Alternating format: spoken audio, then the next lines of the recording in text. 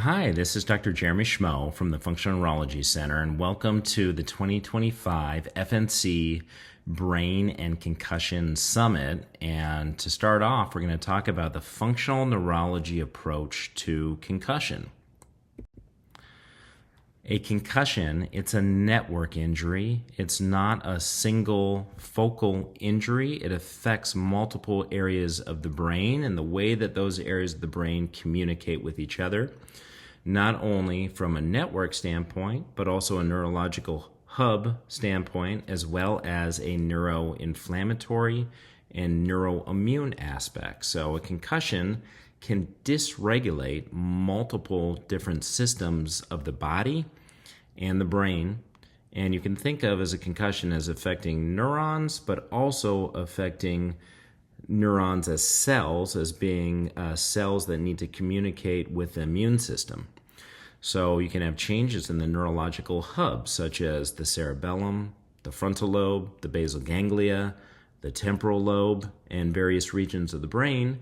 But you can also have changes in the way that those areas are involved with specific networks and how they communicate with multiple different regions of the brain to allow you to have ability to dual task and know your inner functions of your body and know where your body is in space. So there's different networks like the salient network and dorsal tensional network that need to be considered with concussion and head injury. So concussions, they can also affect the cervical spine, so feedback from your cervical spine into your brain and how that activates regions of the brain that let you know where your body is in space, but also how that can affect your autonomic nervous system. So dysautonomia and autonomic dysregulation can develop after head injury and trauma. You can also have changes in the way that your eyes track, so your ocular motor system and the connections of your inner ear and the vestibular integration of how your brain knows where your head and neck is in space. Not only can you have changes in that neurocircuitry, but you can also have changes in your immune system, your gut, hormones, and how that affects sleep.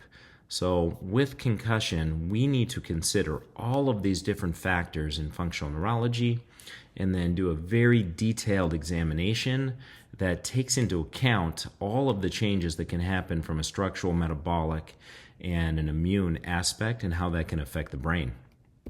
So in functional neurology and chiropractic and chiropractors that do functional neurology and other providers as well, we always start with a very detailed history and a comprehensive examination.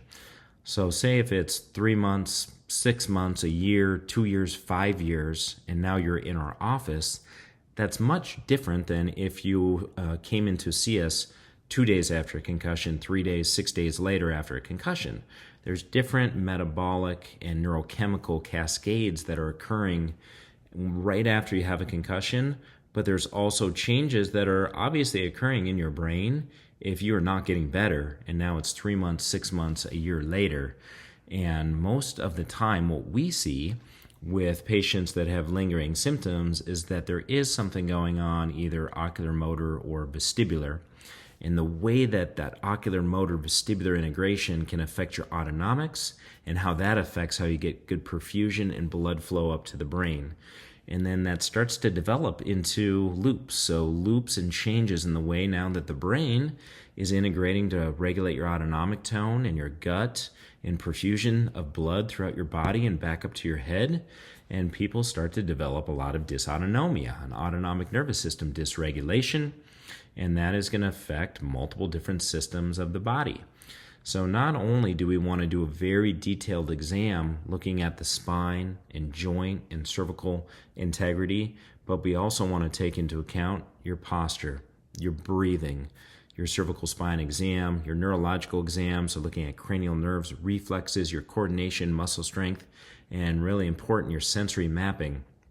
So does your brain actually know where your body is in space in relationship to not only the rest of your body, but also with how you're moving through your environment?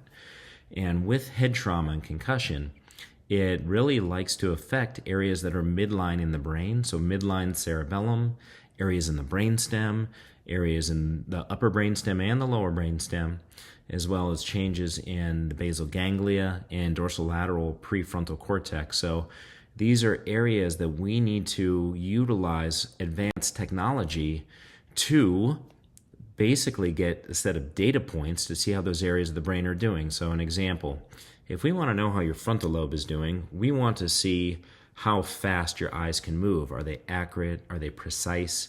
Do you hit targets, or are all your quick eye movements too slow?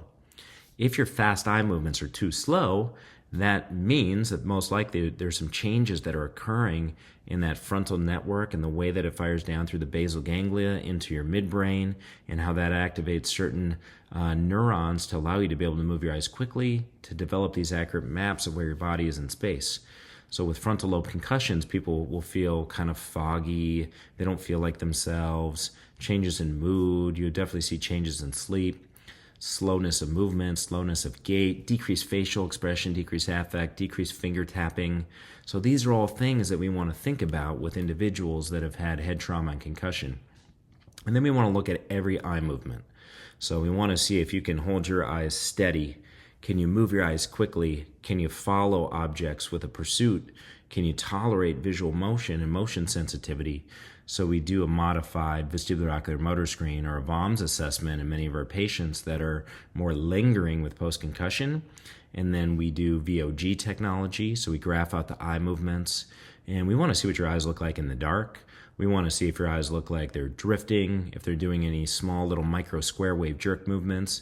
But then we take it another step. We might have you stand, we might have you tilt your head, we might have you shake your head, we might have you move your tongue in certain positions, or assess eyes with jaw integrity, and see if you know where you are statically, but also if we add in a little bit of movement.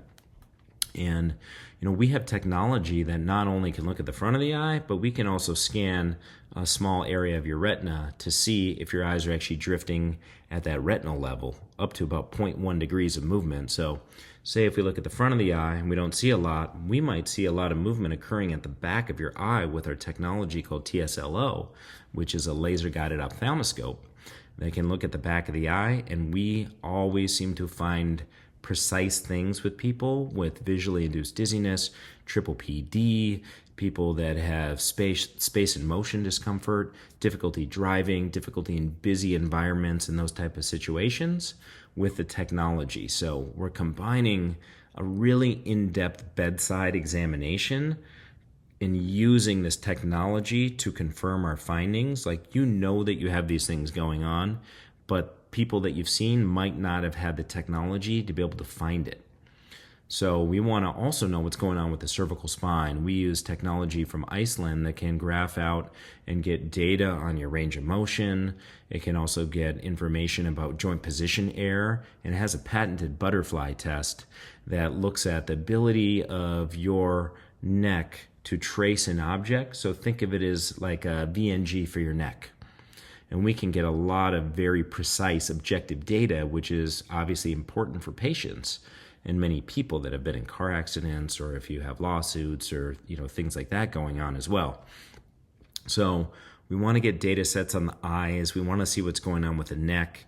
We also want to look at your autonomic system, so tilt table testing. Look at your pupils, the size of your pupils, how they react to light, how they don't react appropriately, sweat patterns, feel your hands, feel your feet, do a tilt table test. Usually do it modified at our clinic, where we basically will bring you up, we'll look at heart rate, we'll look at blood pressure. We can monitor your eye movements as we're tilting you with progressive verticalization into more gravitational load. See if you feel symptoms with your vestibular system as we're tilting you.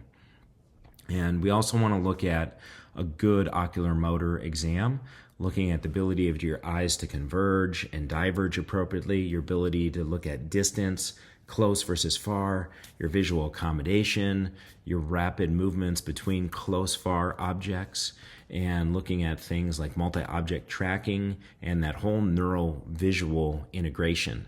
So we're looking at neurovisual integration, we're looking at ocular motor, we're looking at vestibular, we're looking at cervical spine, we're looking at autonomic, and then we do very detailed assessment forms that look at people and make sure that we're not missing anything underlying, like your vitamin D is super low, or if you have a gut infection or something, chronic infection or inflammation, combined with all of our neurological and chiropractic examination.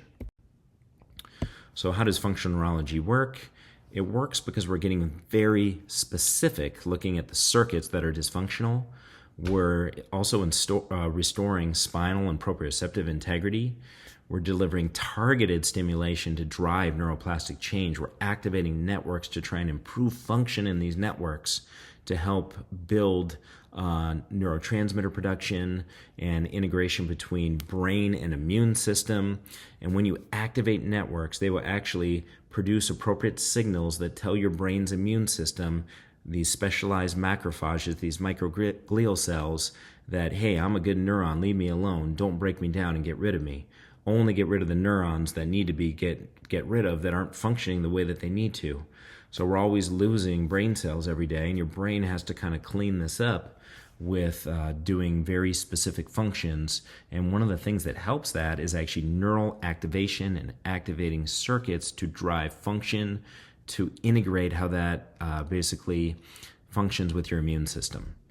So we work with people that are, they've tried everything, they've seen everybody, and we're looking for lasting, measurable changes and gains in our patients to help them get to the next level, to improve function. We see people from all over the country, all over the world actually, that come see us here in Minnesota. If you would like to reach out to us, you can reach out to me at TheFNC.com or email info@TheFNC.com. Myself and my team does consultations with patients from all over the place. We would love to work with you, but most importantly, we need to meet with you first to see if there's things that we think that we can do, and we're going to be really honest with you and let you know if what we have with chiropractic and functional neurology and neurorehabilitation makes sense to help get you better.